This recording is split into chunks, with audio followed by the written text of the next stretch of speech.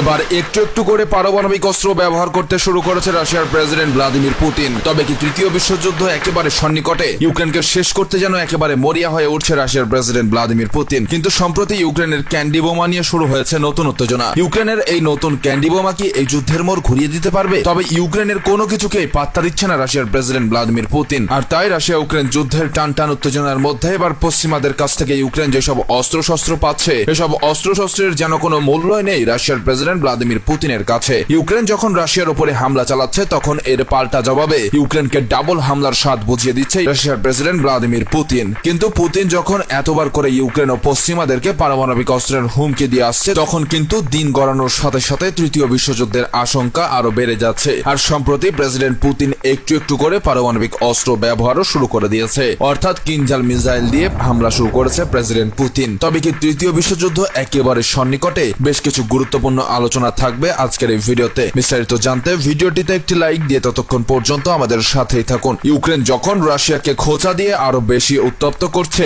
ঠিক তখন প্রেসিডেন্ট পুতিনের সেনাদের দফায় দফায় হামলায় জ্বলছে ইউক্রেনের পশ্চিমাঞ্চল। ইউক্রেনের ওপর তীব্র হামলা চালিয়েছে রাশিয়ান বাহিনী। ক্ষেপণাস্ত্র এবং ইরানের তৈরি ড্রোন দিয়ে এসব হামলা চালিয়েছে রাশিয়া। এতে ইউক্রেনের কয়েকজন হতাহত হয় এবং ব্যাপক ফসলি জমির ক্ষয়ক্ষতি হয়। ইউক্রেনের দক্ষিণ এবং পূর্বে রুশ বাহিনীকে সরিয়ে দেওয়ার চেষ্টা করায় রাশিয়া এবং ইউক্রেন দুই দেশই প্রতিশোধমূলক আক্রমণ বাড়িয়েছে। রাশিয়ার দিকে ছুটতে থাকা একটি ড্রোন ভূপাতিত করার দাবিও করছে ইউক্রেন। ইউক্রেনের প্রেসিডেন্ট ভলোদিমির জেলেনস্কি বলছেন যে যুক্তরাষ্ট্রের দেওয়া প্যাট্রিয়ট ক্ষেপণাস্ত্র এবং জার্মানির প্রতিরক্ষা ব্যবস্থা রাশিয়ার বিরুদ্ধে লড়াইয়ে ব্যাপক কাজে লাগছে, কিন্তু তাতেও রাশিয়াকে দমাতে পারছে না ইউক্রেন। গত সপ্তাহে রাশিয়ার ছোড়া 65টি ক্ষেপণাস্ত্র এবং 178টি ড্রোন ভূপাতিতের দাবি করছে ইউক্রেনের প্রেসিডেন্ট ভলোদিমির জেলেনস্কি। এবং ইউক্রেনের প্রেসিডেন্ট ভলোদিমির জেলেনস্কি একটি বিমান ঘাঁটিতে পশ্চিমাদের দেওয়া ক্ষেপণাস্ত্র এবং বিমান প্রতিরক্ষা ব্যবস্থা পরিদর্শনও করছেন। এদিকে সম্প্রতি জানা গেছে যে ইউক্রেনের সেনাঘাঁটি লক্ষ্য করে অন্তত 70টি মিসাইল ও ড্রোন ছড়েছে রাশিয়ান বাহিনী। রাশিয়ান সেনাদের এই মিসাইল হামলায় ইউক্রেনের নানা প্রান্তে মৃত্যু হয়েছে অন্তত 6 জনের। রাশিয়ার এই হামলার পাল্টা জবাবে ইউক্রেন ও রাশিয়ার বিমানবন্দরে পাল্টা ড্রোন হামলা চালায়। তার জের ধরে বেশ কিছুক্ষণের মধ্যেই বিমানবন্দরের যাবতীয় কার্যাবলী স্থগিত হয়ে যায়। তবে রাশিয়া থেকে কোনো হতাহতের খবর মেলেনি। স্টারো এলাকা লক্ষ্য করে কাস্পিয়ান সাগর পেরিয়ে ড্রোন ছোড়ে রাশিয়ার সেনারা। তার মধ্যে রয়েছে ইরানের তৈরি শাহিদ ড্রোনও। স্থানীয় সেনা কর্মকর্তাদের তরফে জানানো হয় যে বেশ কয়েকটি বাড়ি ও গুদাম ধ্বংস হয়েছে রাশিয়ার সেনাদের হামলায়। ওই এলাকায় বায়ুসেনা ঘাঁটিতে হামলার পরিকল্পনা ছিল রাশিয়ার, এমনটাই মনে করছেন অনেক কর্মকর্তারা। এছাড়াও ইউক্রেনের প্রেসিডেন্ট ভলোদিমির জেলেনস্কি বলছেন যে ঝাপোরিজিয়া এলাকায় বিমান প্রস্তুতকারী সংস্থার এলাকাতেও হামলা চালিয়েছে রাশিয়া। ইউক্রেন এবার ব্যবহার করবে 3D প্রিন্টেড ক্যান্ডি বোমা। ইউক্রেনের স্থানীয়ভাবে এই বোমা জেচিক নামে পরিচিত।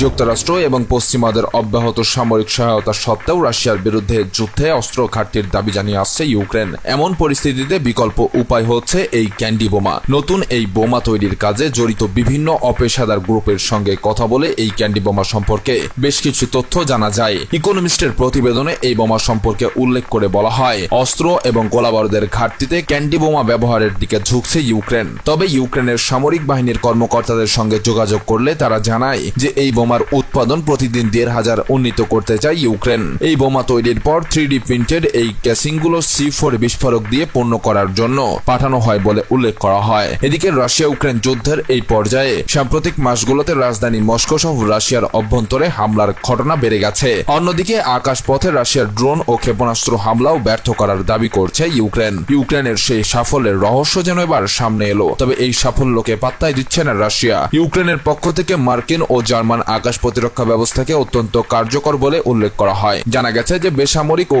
আবাসিক ভবনগুলোতে রুশ হামলার ব্যাপক চেষ্টা সত্ত্বেও মার্কিন এবং জার্মান আকাশ প্রতিরক্ষা ব্যবস্থা থেকে ইউক্রেন উল্লেখযোগ্য ফলাফল পাচ্ছে বলে মন্তব্য করছেন ইউক্রেনীয় প্রেসিডেন্ট ভলোদিমির জেলেনস্কি। গত এক সপ্তাহের মধ্যে তৃতীয় দফায় এই ধরনের হামলার চেষ্টা করছে ইউক্রেন। এছাড়া উভয় পক্ষের কর্মকর্তারা বলছেন যে রাশিয়ার মূল ভূখণ্ডের সাথে ক্রিমিয়ার সংযোগকারী দুটি সেতুতে হামলা করেছে ইউক্রেন। আন্তর্জাতিক গণমাধ্যম রয়টার্স বলছে যে চলমান যুদ্ধে একে অপরের সৈন্য, অস্ত্র এবং যুদ্ধের সহায়তা প্রদানকারী অবকাঠামোগুলোতে আক্রমণ বাড়িয়েছে উভয় দেশই। এছাড়া গত বছর রুশ আক্রমণের পর থেকে দক্ষিণ ও পূর্ব ইউক্রেন জুড়ে রাশিয়ার দখলে চলে যাওয়া এলাকাগুলো থেকে রাশিয়ান বাহিনীকে সরিয়ে দেওয়ার চেষ্টা করছে ইউক্রেন, কিন্তু কিছুতেই রাশিয়ান বাহিনীকে সরাতে পারছে না ইউক্রেন। ইউক্রেনের প্রেসিডেন্ট ভলোদিমির জেলেনস্কি বলছেন যে ইউক্রেন গত সপ্তাহে রাশিয়ার আক্রমণের একটি উল্লেখযোগ্য অংশকে ব্যর্থ করে দিয়েছে। ইউক্রেনের সামরিক বাহিনী জানায় যে রাশিয়া 30টি ক্ষেপণাস্ত্র এবং 48টি বিমান হামলা চালিয়েছে ইউক্রেনে। সামরিক বাহিনী এক বিবৃতিতে বলছে, দুর্ভাগ্যবশত রুশ হামলায় বেসামরিক বেসামরিক জনগণ নিহত ও আহত হয়েছে। রাশিয়া অবশ্যই ইচ্ছাকৃতভাবে ইউক্রেনের বেসামরিক নাগরিক ও সামরিক হাসপাতালকে হামলার লক্ষ্যবস্তু করার কথা অস্বীকার করেছে।